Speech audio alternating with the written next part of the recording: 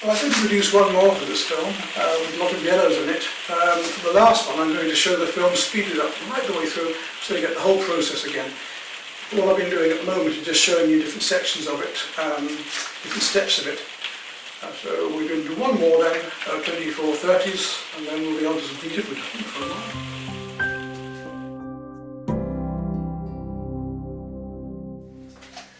Right, so we're going to start off by using the sponge roller on this one first of all, as usual, just to lay in the basic background colours, the underpainting, and I'll work with slabs of thicker colour on top. So it's nice to put a thin coat of paint on first to glow through as an underpainting the colours I'm going to place on top, and it's nice to have the heavy texture against the finer, thinner coats as well. So I'm going to start off with my lighter colours, my brighter colours, my yellows first of all. I'll work my way down towards the middle tones, and then go down to my darks, so right the way down through. And in this case, normally I leave the light till the end, but in this case I want to put the lighter ones on first to get the brightness. Then I'm going to work my way back up again towards the lights. So let's start off with some nice chrome yellow, and a reasonable amount of water just to get these first coats on, because I want to be able to see my drawing underneath. So I'm going to start off not with a very bright yellow, with a warmer one first of all. So here we go, away we go. Nice mid-tone yellow. It always looks brighter yellow than other colours.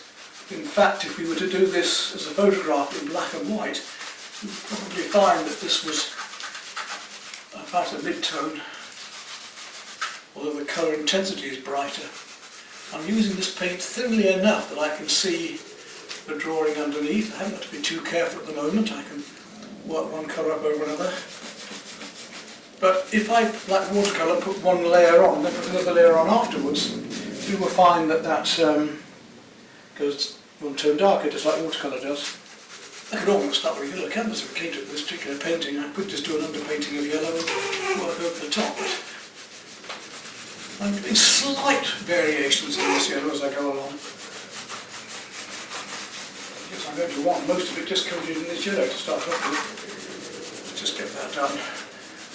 And I could probably do that as easily with the brush if it came to it.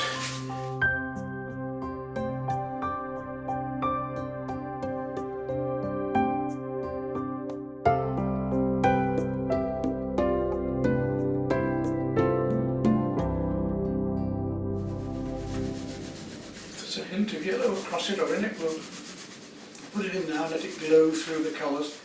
It'll give us a nice united coherence for colours. To give a nice effect of light, as I say, is united. I'm going to start using a slightly brighter yellow now. We'll start using some of the lemon yellow into this to really give some more brightness and get this effect. Look how that goes over the top.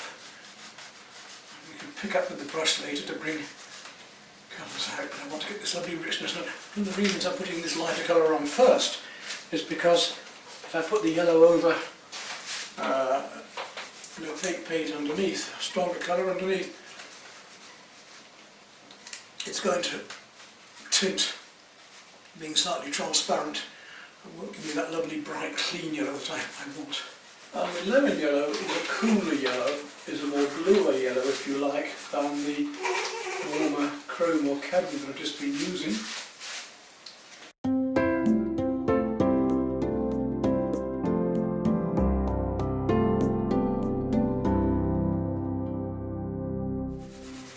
You'll see how I make sense of this as we go on. You're thinking, oh, why didn't you just paint it with a brush and paint it yellow? But I am getting slight variations in my colours as I go along here. They may only be slight, but they are down there. So that's the beauty of it. We can still see the drawing underneath all of this. I can just work my colours over and through it and up. And by the time they get thick enough that I can't see, then hopefully I'll be able to have enough shapes to work from anyway. Now I can start to put some slightly more orange colours in, so I'll take a bit of cadmium orange into that. As I say, I can work gradually darker easily enough. And I can start to bring in the textures and effects of the lovely textures we get with this, you see. and any details I can put on once I've got all of this background done with the sponge roller.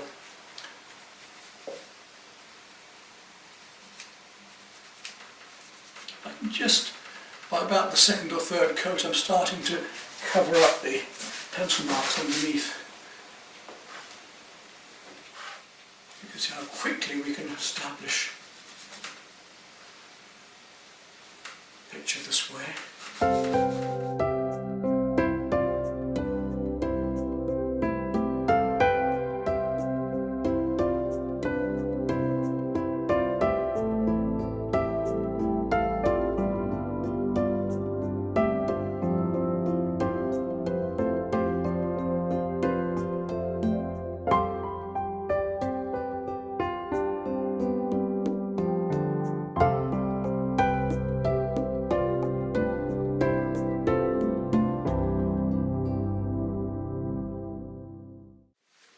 Now I've got to start working up the rest of the other colours underneath before I come back up to my lighter yellows at the very end. I want to add some magenta to that colour now. It's very magenta, and I'll cool it down in a minute and just get these lovely warm coats on first of all.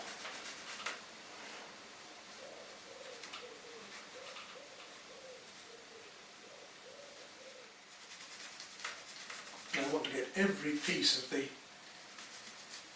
canvas covered.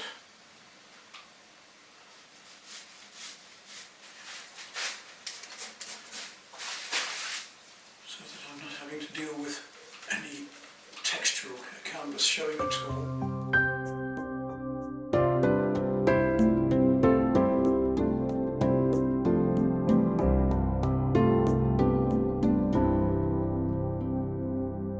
Using hands, and you have to stick with just the brushes and what you're sort of taught you have to do. Use what works for you. There's no rules and regs to this, you're making it up yourself. You make your own rules as you go along, really. Put more cooler colours on there shortly. Just want to establish these undercoats first of all, just to get the feeling of all of this. To capture the light, really. Right, I'm going to make that lighter, add a little bit of white to it, add a wee touch of cerulean blue, and we'll get a nice warm grey from that. And you see I'm getting a slight variation in my roller. When I'm putting the paint on, I'm not being exact with it, I'm not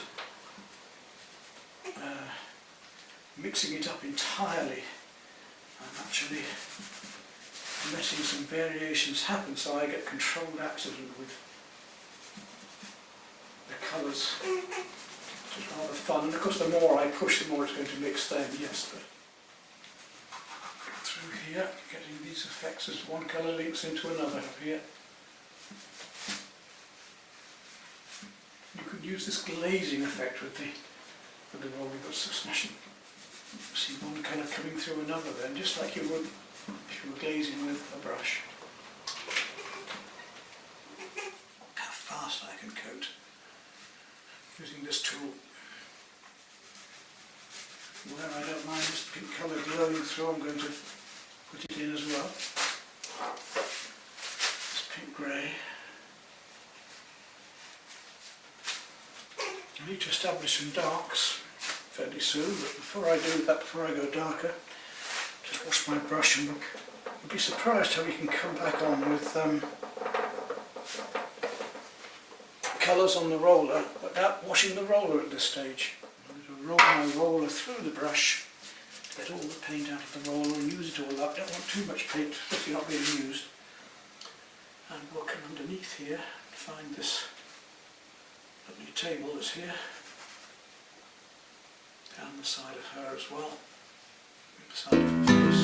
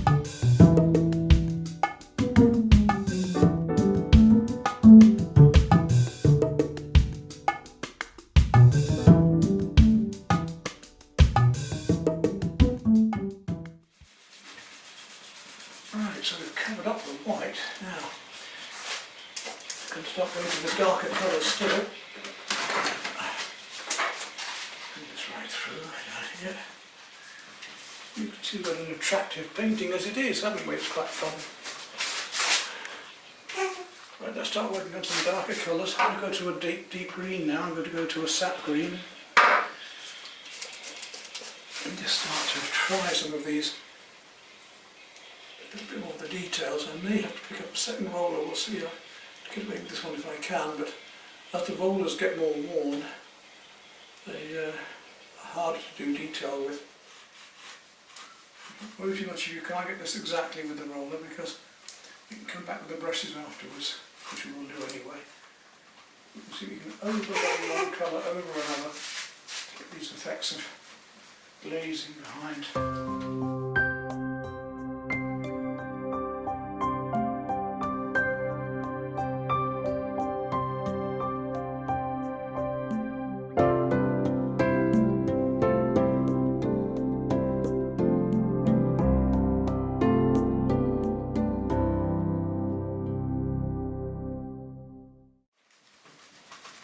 Let's just put a few bits of dark in now to really establish this, because I won't be far off from doing brushes tomorrow then.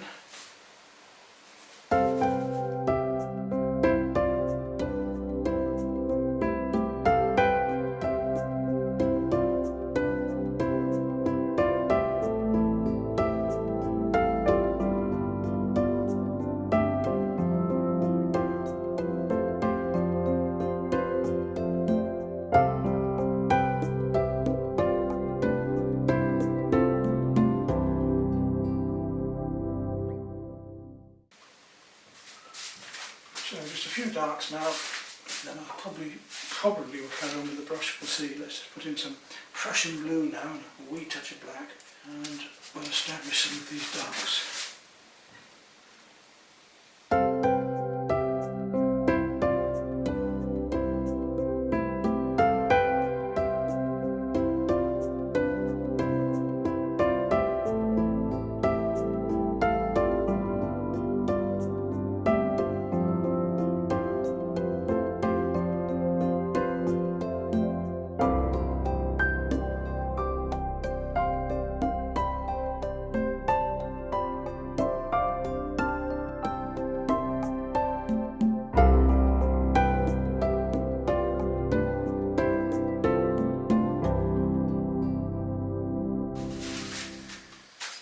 Suddenly the whole thing will start to make sense as quickly as that.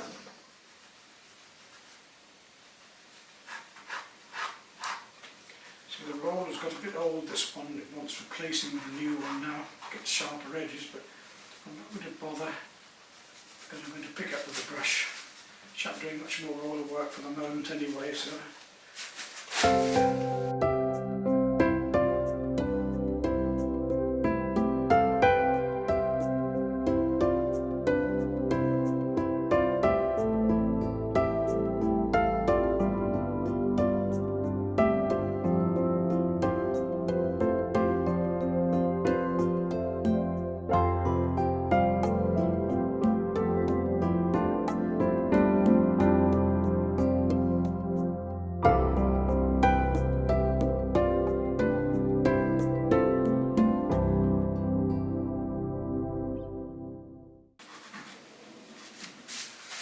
I think we've almost done enough before I go on with the brushes.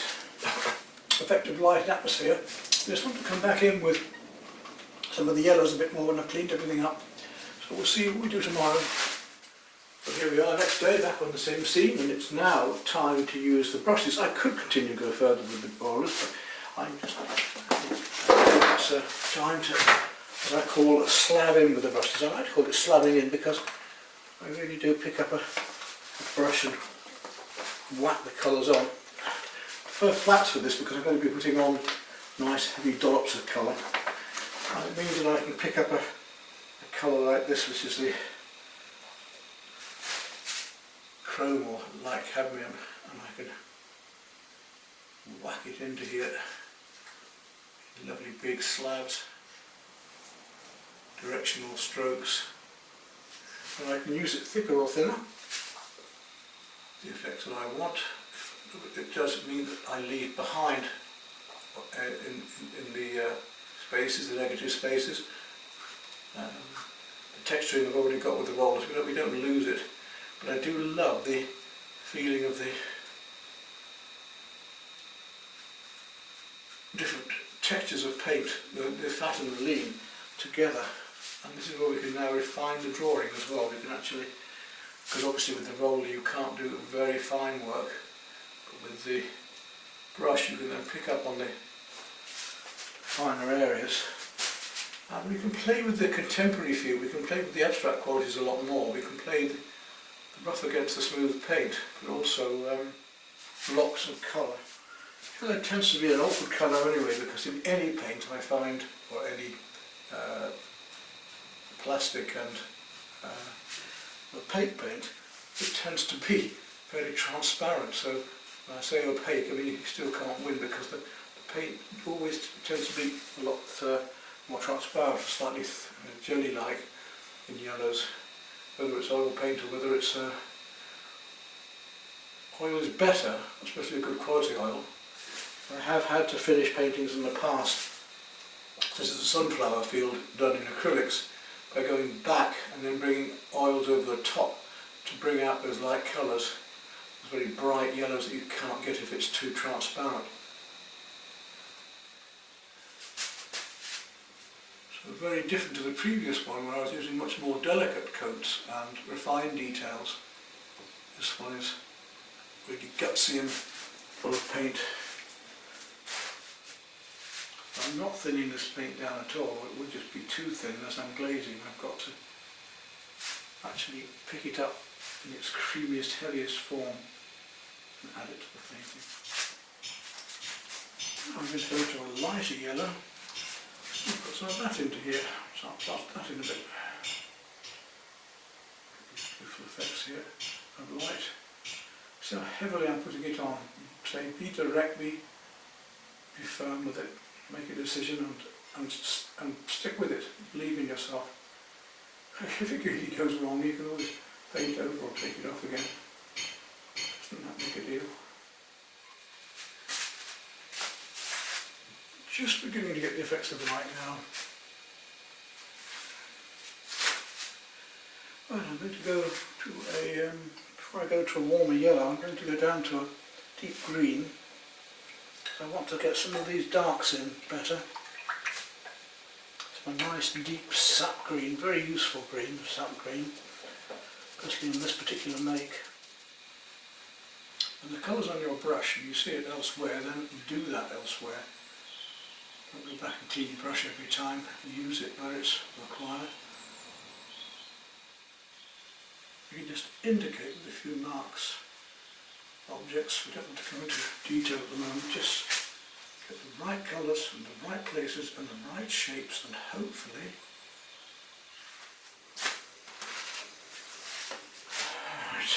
start adding some of the other cooler colours in a minute as well. But go back to our warms for a moment. Just want to see what happens when I use yellow ochre, because it's a much warmer, duller yellow. Let's see if we can pick up on some of these lovely reflected colours here. I'm not going to put any more orange in for the minute. I could do, but just keep that subtle. Let's start on some of our blues. Some beautiful blues in here. And I've got in my palette light blue, cerulean blue, turquoise, cobalt, ultramarine, Prussian, and two other blues that are man-made.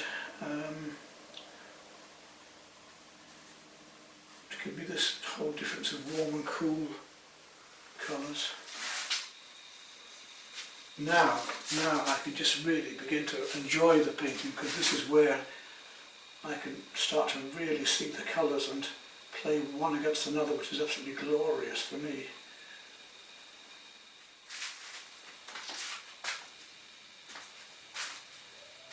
Now let's go to the warms a little more. Some burnt sienna and a little bit of alizarin crimson in now, to just start to pick out some of these warmer.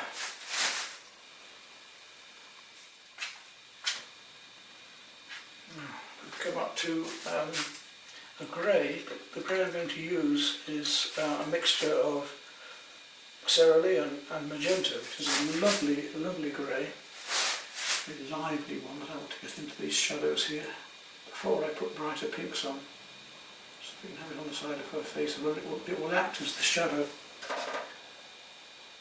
reflected shadow.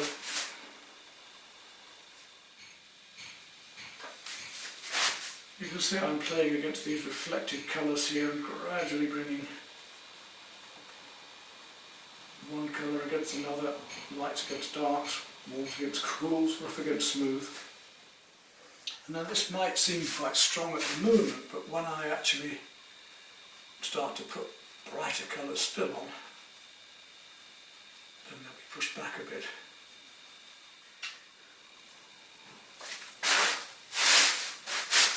And look where else it might be hiding, reflecting. Little touches of colour will help to bring one thing out against another. Now as we go lighter, then the dark colours are going to show more. So as I gradually go towards white, which I'm going to be doing, these colours will make more sense. This time it's an ice blue. It's a very strange colour I picked up and thought, well, I can mix that, but why, if I've got it here, I'll try it out. So it's this lovely, very light pinky blue here. I can just fit into there and help to make these lighter. See how deep the yellows become when we put something lighter in. I haven't gone very warm with my blues. I can go darker yet as well. I'm going to now hit some ultramarine, which is one of my favourite colours. You know how much I love using that. I'm going to start bringing that into this painting, which will then make all of these cool blues seem much cooler.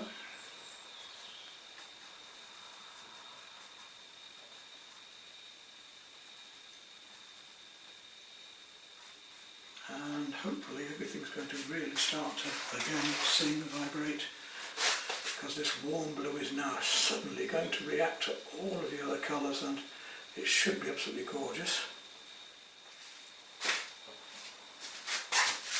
Never know how long a painting is going to take. I mean, you can suddenly be finished with a few brush strokes and you just realise other times it takes a lot longer, and there's a need to bring this back in with just a few strokes of colour if we can. Don't know if that's possible yet. A few brush strokes. So what I need to do all the time is just try and capture the thing in a few brush strokes. It's not easy.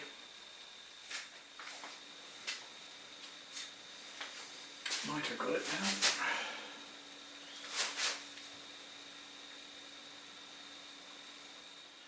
now. Well, there we are, that's that piece finished.